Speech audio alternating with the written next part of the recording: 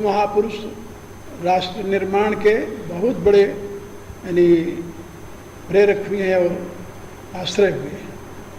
और महर्षि पतंजलि और यानी चाणक्य के पश्चात फिर ऐसा कोई भारत में ऋषि नहीं हुआ जो पूरे भारतवर्ष को एक सूत्र में आबद्ध किया हो। उसके बाद में 2 महापुरुष और हुए हैं, लेकिन वो सारे भारत को एक सूत्र में आबद्ध नहीं कर सके। उसमें सारे भारत को नहीं कर सके। एक और महापुरुष हुए हैं, उनकी जीवनी हमें पूरी मिली नहीं पढ़ने को, कहीं नाम उनका कई ग्रंथों में मिला हमें पढ़ने को। तो उन्होंने भी भारत को एक बहुत बड़ी दिशा दी है, जिन्होंने गुप्त वंश की प्रतिष्ठा की थी। गुप्त वंश, ये चंद्रगुप्त, समुद्रगुप्त, स्कंदगुप्त, श्रीगुप्त, कीर्तिगुप्त, ये जो हुए हैं, और फिर आगे चंद्रगुप्त द्वितीय तृतीय जो हुए हैं, इनकी चंद्रगुप्त द्वितीय ने ही इस देश को महान गौरवशाली बनाया था।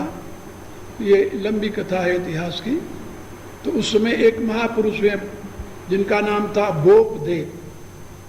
गोपदेव, जिन्होंने श्रीमद् भागवत के ऊपर बहुत बड़ी व्याख्या लिखी थी और भी कई ग्रंथ लिखे थे। वो गुप्त वंश के आचार्य थे। उसके बाद में 2 महापुरुष जिन्होंने बहुत बड़ा काम किया देश में, वो हुए हैं एक माधवाचार्य और दूसरे समर्थ गुरु रामदास। तो माधवाचार्य ने तो विजयनगरम के साम्राज्य की प्रतिष्ठा की। विजयनगरम का साम्राज्य, उस समय मुसलमानों का अत्याचार बढ़ रहा था, उत्तर भारत सारा मुसलमानों से पीड़ित था। तो उन्होंने देखा कि मुसलमानों की आंधी अब उत्तर भारत को जीत करके दक्षिण की तरफ चल रही है। तो दक्षिण की तरफ जब मुसलमानों की आंधी को देखा तो उन्होंने कहा कि इसको बचाएगा कौन, कैसे इसकी रक्षा की जाए। तो उस समय के 2 बड़े प्रसिद्ध डाकू थे, डाकू, और दोनों थे राजपूत, सगे भाई थे। तो वो निश्चय किए कि ये जो है साहसी, ये इस देश की रक्षा कर सकते हैं, क्योंकि देश की रक्षा के लिए साहस चाहिए, शौर्य चाहिए, छात्र बल चाहिए। ये ब्राह्म बल से देश रक्षित नहीं होता, वैश्य बल से तो बिल्कुल नहीं होता, शूद्र बल से तो बिल्कुल नहीं होता। देश की, राष्ट्र की रक्षा छात्र बल से होती है। तो वो महापुरुष जो थे वो पहुंच गए दोनों डाकुओं के पास। घोर जंगल में रहते थे, हुक्का और बुक्का नाम था उनका, 2 भाइयों का। तो वहाँ पर पहुँचे वो, तो उन्होंने डाकुओं के तो दूर दूर तक रहते हैं रक्षक। तो जब देखा कि कोई आया है पंडित ब्राह्मण, तो दक्षिण भारत में ब्राह्मणों की बड़ी प्रतिष्ठा थी। तो जब वहाँ वो पहुँचे तो एक डाकू ने देखा, उसने कहा कि महाराज आप यहीं रुक जाइए, इससे आगे न जाइए। उन्होंने कहा हम यहीं रुके, जाओ तुम अपने मालिक से बताओ कि एक विद्वान आपके दर्शनों के लिए आपसे मिलने आया है। तो जा करके अपने मालिक से कहा, उसे हुक्का बुक्का से, जो एक कंदरा में रहते थे, और 100 डाकू उसके साथ रहते थे, 100 जवान, और सबके पास घोड़े थे और अस्त्र शस्त्र थे, जिससे वो आक्रमण करके लूट करके ले आते थे, वहाँ रहते थे। तो उसने जा करके कहा कि ब्राह्मण आया है मिलने के लिए। कहा किसी षड्यंत्र से तो नहीं आया? कहा लगता तो नहीं है। उसने अपना एक और दूसरा भेजा, समझदार विश्वास पास, जाओ देखो तो, यदि षड्यंत्र से नहीं आया, सही में ब्राह्मण है, तो उसको मेरे पास ले आओ। तो आया, देखा तो माधवाचार्य को उसने प्रणाम किया। माधवाचार्य ने आशीर्वाद देते हुए कहा कि मैं तुम्हारे राजा से मिलना चाहता हूँ। राजा मेरा? कहा हाँ, वो राजे हैं तुम्हारे। तो वो लेकर के गया। हुक्का बुक्का दोनों भाई बैठे हुए थे चट्टान के ऊपर, गुफा के बाहर अपने। तो उन्होंने देखा कि कोई ब्राह्मण आया है, तो उठकर खड़े हो गए, आकर उनको दंडोत प्रणाम किया। दंडोत प्रणाम किया तो उन्होंने आशीर्वाद दिया उन्हें। आशीर्वाद में संबोधन किया कि तुम हम भारत के एक सम्राट को आशीर्वाद दे रहे।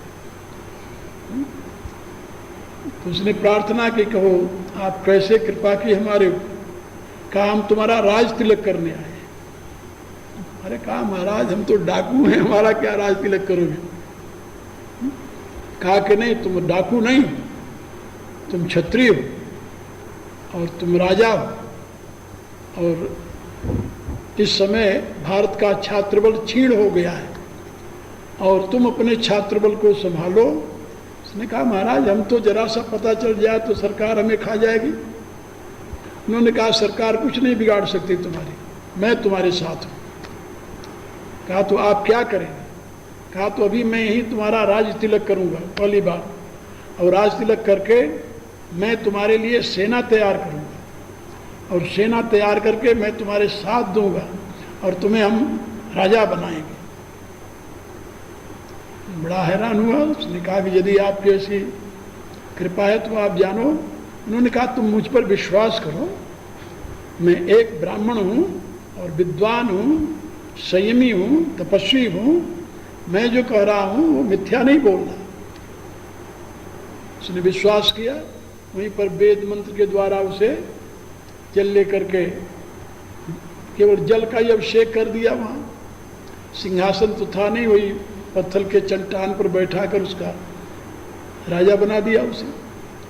और अब उससे कहा कि तुम हमें अपने जाबाज जो लड़ने वाले हैं, तुम्हारे युद्ध विद्या में जो कुशल हैं, ऐसे तुम हमें कुछ व्यक्ति दो अपने सागर, जिनके द्वारा हम तुम्हारे लिए फौज तैयार करें। तो उसने ऑर्डर दे दिया। तो वो गांव-गांव, ये 3 भाई थे माधवाचार्य। तो माधवाचार्य के सबसे छोटे भाई थे जिन्होंने चारों वेदों पर भाष्य लिखा है, जिसको सायण भाष्य कहते हैं। ये सायणाचार्य जो थे माधवाचार्य के सबसे छोटे भाई थे। तीनों भाइयों ने बहुत बड़ा काम किया। ये आंध्र प्रदेश के रहने वाले थे। तो माधवाचार्य ने अपने भाइयों से कहा कि अब तुम इनको लेकर के गांव-गांव घूमो। तो गांव-गांव घूम करके सारे नौजवानों को इकट्ठा किया और 2-2 महीने का ट्रेनिंग दिया। और ट्रेनिंग दे करके फिर उन्होंने कहा कि ठीक है, जब तैयार हो गई उनकी कुछ फौज, तो वहाँ एक छोटी सी राजधानी, पहले छोटे टुकड़ों में बटा था ये भारत, सारा छोटे छोटे राजा थे। तो उन्होंने एक राजा था जिसका 12 कोस का राज था, 12 कोस का राजा था। उसके ऊपर आक्रमण कर दिया। आक्रमण करके उसे बंदी बना लिया। बंदी बना करके बुक्का को ले जा करके वहाँ बैठा दिया। अब वहाँ राजा घोषित हो गया, बुक्का राजा बन गया 12 कोस का। उसके बाद में वहाँ अपनी पूरी फौज, अब उसके पास संपत्ति हो गई, जगह हो गया। अब उसने अपनी संपत्ति और जगह के उन तीनों भाइयों के सहयोग से फिर एक मिलिट्री तैयार की पड़ी।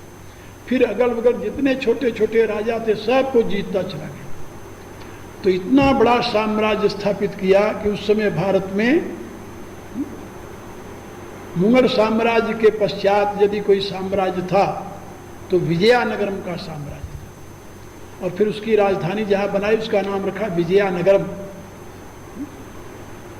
विजयनगरम की राजधानी में उसको सम्राट की हुई। तो वहाँ पर अपने छोटे भाई को उन्होंने निर्देश दिया कि अब तुम जो है चारों वेदों पर भाष्य लिखो। तो सायणाचार्य ने चारों वेदों पर भाष्य लिखा, ब्राह्मण ग्रंथों पर भाष्य लिखा।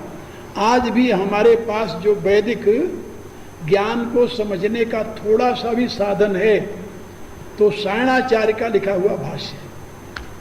यदि सायण भाष्य न होता तो वेद के विषय में कोई एक अक्षर का भी ज्ञान किसी को न होता। और फिर उसके बाद में देखिए कि बहुत वर्षों तक तो अमात्र है। जब विजयनगरम का साम्राज्य बहुत विशाल हो गया, महाराष्ट्र का बहुत बड़ा भाग, उड़ीसा का बहुत बड़ा भाग, पूरा आंध्र प्रदेश, मद्रास का बहुत बड़ा भाग, बहुत विशाल साम्राज्य हुआ। और जब साम्राज्य उनका प्रतिष्ठित हो गया तब उन्होंने संन्यास ले लिया माधवाचार्य। फिर वो लग गए साधना में, गायत्री की साधना करते रहे और 4 पुरस्करण किया गायत्री का। जब गायत्री का आविर्भाव नहीं हुआ तो उन्होंने छोड़कर संन्यास ले लिया। जा, जब वो संन्यास लिए तो गायत्री देवी प्रकट हो गई। कहा देवी अब तू किस लिए आई है, तो तेरी जरूरत नहीं रही मेरे को। फिर उसने कहा कि नहीं, मैं तो तुम्हारे सारे कर्म जब नष्ट हुए तभी आना था, तो तुम संन्यास ले लिए, तुम्हारे सारे कर्म नष्ट हो गए, तो मैं तुम्हारे सामने प्रकट हूँ, बता। तो उन्होंने कहा कि नहीं, तो मुझे ऐसा निर्देश दो, एक तो हमें अपने लक्ष्य की प्राप्ति हो, और एक कोई मैं ऐसी पुस्तक लिख जाऊं जो आने वाले जनसामान्य के लिए मार्गदर्शन।